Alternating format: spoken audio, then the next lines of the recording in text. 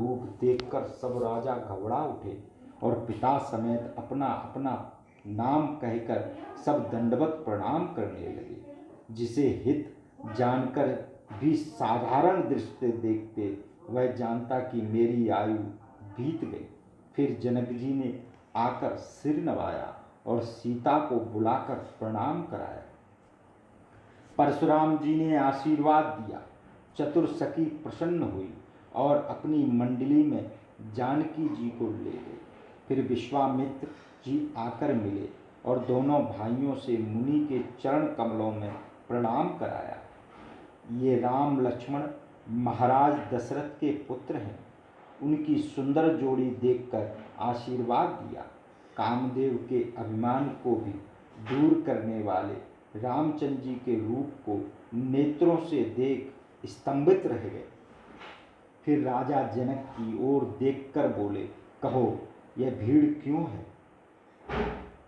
जानकर भी अज्ञानी की नाई पूछते हुए शरीर में क्रोध भर आया।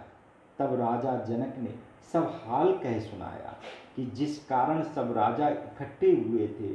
उनके वचन सुनकर फिर दूसरी ओर देखा तो धनुष के 2 खंड पृथ्वी पर पड़े हुए देखे।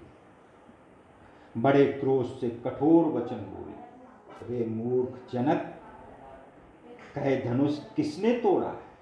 रे मूढ़, जल्दी दिखा, नहीं तो आज ही जहां तक तेरा राज्य है वहां तक की पृथ्वी को उलट दूंगा।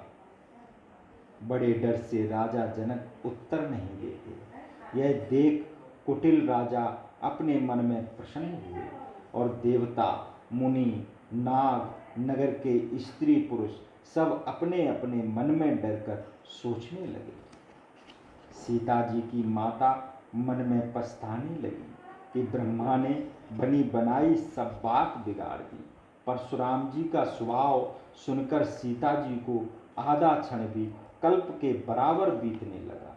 सब लोगों को डरे हुए देख और सीता जी को बेचैन जानकर, जिनके मन में हर्ष विषाद कुछ भी नहीं है, ऐसे श्री रामचंद्र जी बोले, हे नाथ, शिव जी का धनुष तोड़ने वाला कोई एक आपका ही दास होगा। क्या आज्ञा है सो मुझसे क्यों नहीं कहते? मुनि रिसाकर बोले, सेवक वह है जो शिवकाई करे, जो शत्रु का काम करे, उससे तो लड़ाई ही करनी चाहिए।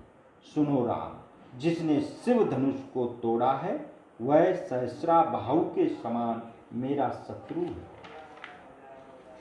वह इस समाज से अलग निकल आवे, नहीं तो सब राजा मारे जाएंगे।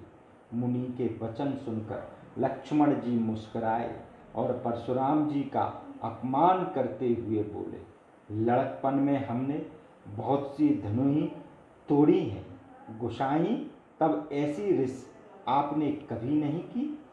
इसी धनुष पर ममता किस कारण? यह सुन परशुराम जी क्रोधित होकर कहने लगे, हे राजपुत्र, तू काल के अधीन होने से संभाल कर नहीं बोलता? संसार प्रसिद्ध शिवजी का धनुष क्या धनुही के समान है? लक्ष्मण जी ने हंसकर कहा, हे देव सुनिए, हमारी जान में सब धनुष बराबर है।